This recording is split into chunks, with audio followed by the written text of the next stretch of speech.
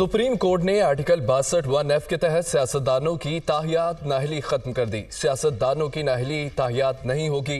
Article 62(1)(f) के तहत ताहियात नाअहली का फैसला वापस लिया जाता है। चीफ जस्टिस काजी फाइज ईसा ने महफूज फैसला सुना दिया। नवाज शरीफ और जहांगीर तरीन की ताहियात नाअहली भी खत्म। सुप्रीम कोर्ट ने 6-1 के तनासब से फैसला सुनाया। समीला बलोच केस का फैसला भी खत्म कर दिया गया।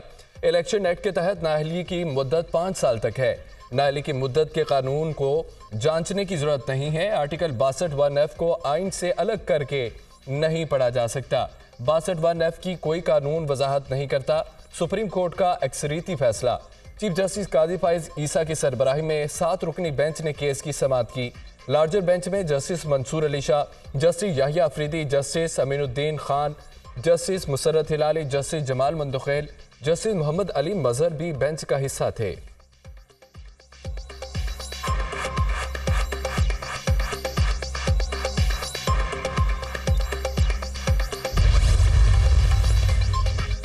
आर्टिकल 62(1)(f) कोई अज खुद लागू होने वाली शिक नहीं है। यह आर्टिकल नाअहली के डिक्लेरेशन और मुद्दत के तयन का तरीका नहीं बताता। अदालती डिक्लेरेशन के जरिए 62(1)(f) की तशरीह इसको दोबारा लिखने के मुतरादिफ है।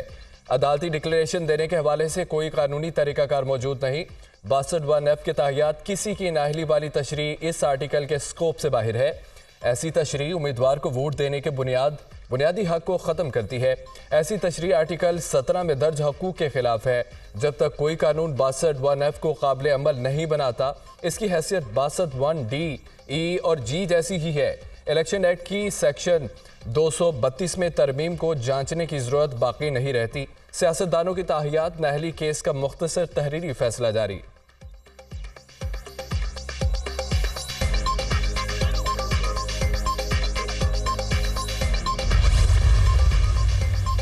जस्टिस याहिया अफरीदी का ताहियात नाअहली अक्सरियती फैसले से इख्तिलाफ। एहतराम के साथ मैं अक्सरियती फैसले से मुत्तफिक नहीं हूँ।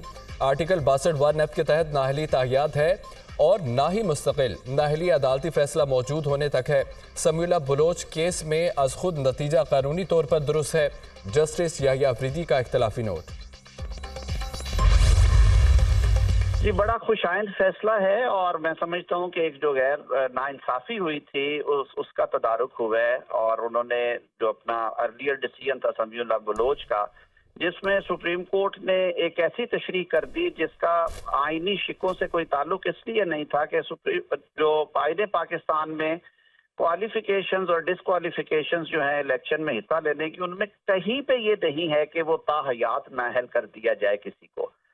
वहाँ पे टाइम मुकर्रर किए गए हैं या उस इलेक्शन की हद तक है या जो मैक्सिमम पीरियड है वो 5 इयर्स का है। सुप्रीम कोर्ट ने, मैं समझता हूँ कि पिछले केस में भी जो supreme court practice and procedure है, उन्होंने अपनी अना का मसला नहीं बनाया।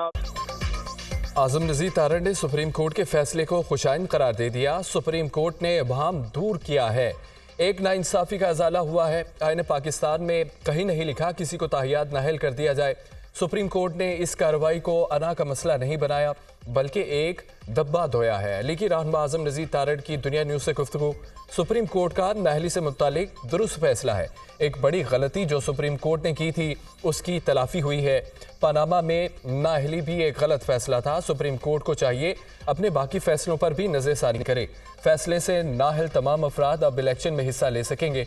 कवानीन की तशरीह पार्लिमान का काम है। अदालतें आइंदा अपने दायराकार में रहकर फैसले करेंगी। साबिक अटॉर्नी जनरल इरफान कादिर की गुफ्तगू।